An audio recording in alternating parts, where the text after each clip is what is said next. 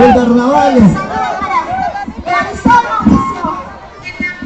con los hijos residentes de Lima. Ahí está la presentación.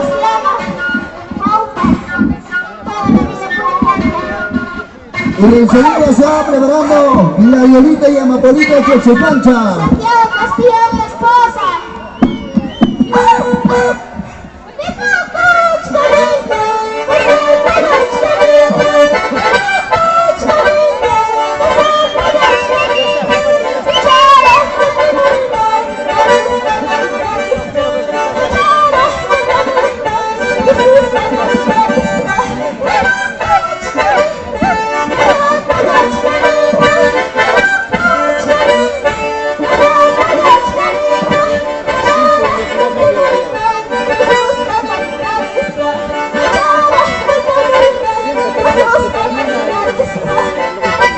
Atención, de igual manera también invitamos a los conjuntos que participaron, no clasificaron, a los delegados que deben acercarse al escenario, por favor.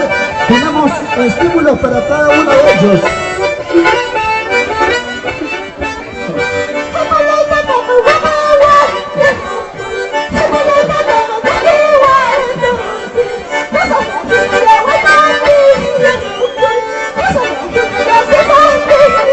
Conjunto que no están clasificados.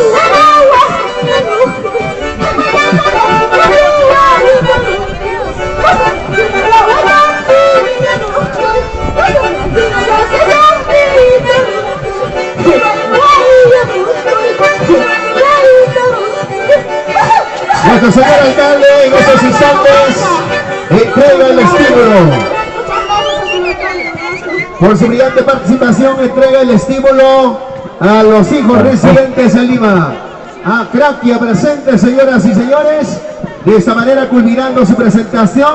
Y para decir, hasta Huatancama.